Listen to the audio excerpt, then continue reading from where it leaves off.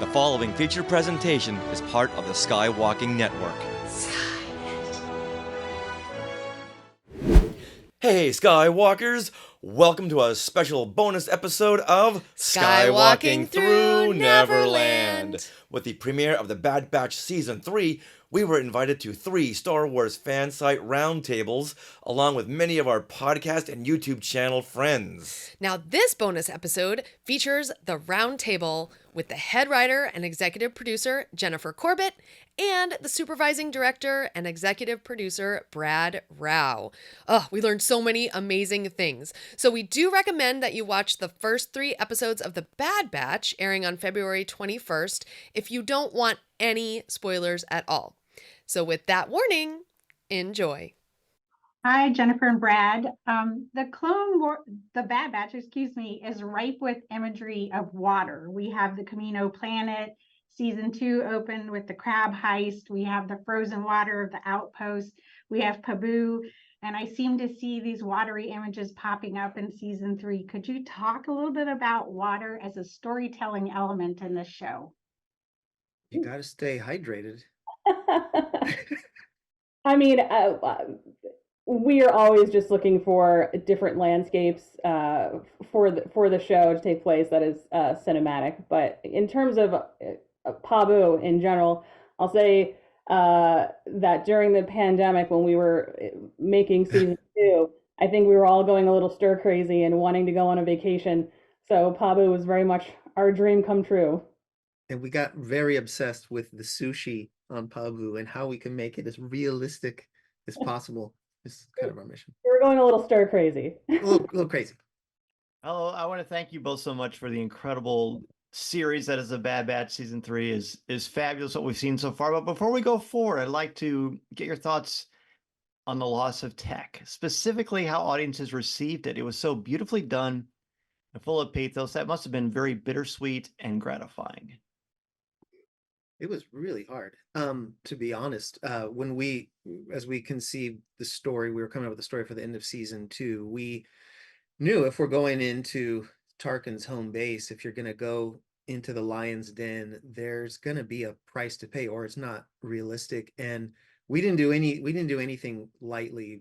Several discussions, so much time went into figuring out how that was going to go. And Tech, he did the noble thing. He sacrificed himself for the rest of his family. And I'll tell you how many times we've read the scripts and shot the scenes literally hundreds and hundreds of times through editorial and music and working with Dee and Michelle for that whole moment. It always choked us up every single time. So it was a big deal and pretty incredible to see the fan reaction. And the loss of Tech is very much talked about, throughout season 3 and very present in the characters and how they're dealing with that hole in their lives. Hi guys. There's a delicate balance between the characters and the broader galactic story that's going on in season 3, indeed in all the seasons of the show. How do you decide and how do you choose the balance between the two? Because I imagine it's very easy to get caught up in the characters as much as it's very easy to get caught up in this broader history that's being built. Well, now that it's the final season, it is that balancing act, and it's how do we make sure that we are focusing mostly on the characters' journeys, but also give a fulfilling and worthwhile mission that they can take part in for the end.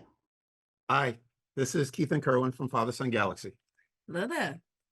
Hi. One of our favorite episodes of season 2 was The Outpost. Can you explain how you developed the story and why you chose a vulture to represent Crosshair as a vicious creature trying to find a way to survive? Well, that's one of our favorites too. Even though Crosshair didn't have many episodes in season 2, we wanted the ones that he was in to be very impactful. And he wouldn't have gotten to this point if it weren't for the episode with Commander Cody, also in season 2. The Vulture, which was also voiced by D. Bradley Baker. Yes. He does everybody. It was just, again, the Vulture is a survivor, and the Vulture is this solitary figure as well. So that imagery was very much intentional. and a lot went into that story. So I'm glad that you like it.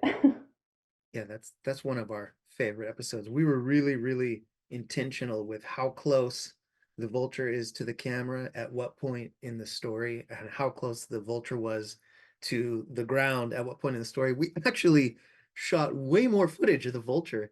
At one point, Jen said, "Brad, I think there's too much Vulture in the episode." You're right, Jen. You're right. So yeah, it was very symbolic. Yeah, William Devereaux, Ion Cannon Podcast. The dynamic between Crosshair and Echo is so well written, especially in the first half of season 3. There's a lot of heart despite everything that Crosshair has put them through. How did you approach writing their dynamic between these two characters in the final season? Well, Crosshair has a lot to make up for, and he has still to go through and process the things that he's done, and it's never easy to admit when you're wrong. And what I love about season 3 is that we're with him as he's going on this journey, and guiding him is Omega, because Omega is the one who can see things very clearly, but also how the squad embraces him or doesn't embrace him initially is very much true to their character, and also why they feel this way. But yeah, and that relationship with him and everyone will continue to evolve in the episodes you guys haven't seen yet. Yeah, some of my favorite moments in season 3 are conversations between Omega and Crosshair. It's just wait for it. It's incredible. Hey, we are Richard and Sarah from Skywalking through Neverland, and we wanna tap into this water theme. As Omega is held in her room in Mount Tantus, which she's told is not a cell, we see water continuously dripping from the faucet. And that can have so many symbolic meanings, but we'd really like to hear from you and what you guys think it means or wanted it to mean. Well, maybe we won't answer 100%, but it is very symbolic. And we always wanted this sense of sort of monotony in that episode. You don't really know how much time has passed in Jen's awesome script. When I was talking to Saul Ruiz, who was the episodic director for that episode, it was an idea that he came up with his story team. Like, oh, Saul, incredible, because we were trying to find a way, when do we put in the music? When do we not have music? And in that little room that she's in, it's not technically a prison, but it's a prison. How do we convey that? So when the team, and this is just an example of how we make every episode, we're constantly collaborating with all of our storytellers behind the scenes to get the image on frame, to get the sound just the way it's got to be. And that reverberated all the way, literally all the way through the episode to the end when we were doing the mix at Skywalker Sound with David Collins. And it was Collins, the drip, we need like a little bit more reverb. And then he had all of his ideas for when we hear it as well. We talked a lot about that dripping water, actually. Hi, this is Alex from Star Wars Explained. Mark already kind of touched on this, but I've been so impressed with how well you've balanced a very focused personal story with the Bad Batch, with also the big galactic story of all clone troopers. Is that a story you knew you were going to tackle from the beginning of this series, or is it something that developed over the full 3 seasons? We've sort of, at the beginning of season 1, it was, yes, this is a story about the Bad Batch, but it's also about the story of the end of the clone trooper program and what that looks like in Star Wars. Because as I've said before, I, as a fan, always asked what happened to the clones after the war, because we don't see them later. So we wanted to just focus again on leading into that veteran aspect and what that looks like, and how that also affects the Batch, because even though they're not with the Empire and they're not part of it, they are still clones, and those are still their brothers. So again, making it as personal as possible for the characters and for the ones telling the story. George from Star Wars Holocron, thank you so much for speaking with all of us today. Yeah, I had a question about the connections that the Bad Batch has to other Star Wars stories and broader lore. There's obviously a very intimate story, the season involving Omega and Crosshair, but there's also all sorts of other connections and references to other Star Wars corners of the Star Wars galaxy. I'm wondering if you could talk a little bit about how those connections come to be, and if it warrants collaborations with filmmakers and other creators beyond the core team of the Bad Batch. Yeah, definitely. When we early days on all of our episodes, we were always talking to Dave Filoni, and he has such great insight, and he's a great leader and friend and mentor to us. We also have access to the Lucasfilm Story Group, which will from time to time, give us a note about something based on another show. But it's interesting at this time, the timeline of the Bad Batch, there's not a lot of other shows right exactly happening or anything happening right at this moment of the Bad Batch. So it gives us a little bit of freedom. But then when we get into something like Mount Tantus, speaking of big ideas and big lore, it gets really tricky. And so we're very careful that our personal character story doesn't step on something or contradict something else that has happened elsewhere. Hi, I'm Caitlin from Skytalkers. So great to speak with you both today. My question is, was it fun to write Crosshair and Omega's dynamic this season? And how is her relationship with Crosshair different from the rest of the Bad Batch? Yes, I love writing the two of them together because they are the odd couple. He's comes off as very negative and she comes off as very positive. So anytime that these two can learn from one another, I'm all for. And I think it's also just with everything that Crosshair's been through and feeling like he was used, feeling that he was abandoned, to be then paired up with this kid who shows nothing but empathy and never gives up on him. I love their dynamic, and I just love the two of them together. And Dee and Michelle took to that so much. They loved that dynamic, and they pushed it in all the right directions. And I would say, everything you're saying, Jen, it's so interesting how they each affected each other, not just Omega affecting Crosshair, but how Crosshair affects Omega is pretty fascinating, actually. I wanted to talk about Fenyx Shand. Was she always in the plan, or did you end up in a space and realize that she fit the story you were telling? I'd say a little bit of both, because we knew that bounty hunters were a particular part of a storyline, and since we had seen Fenyx Shand interact with Omega in the Batch in season 1, she was a natural character to kind of slot in there. And also just that her personality versus Hunter and Wrecker is just something that I'd pay to see. And again, any chance to work with Ming-Na we'll take, because she's phenomenal.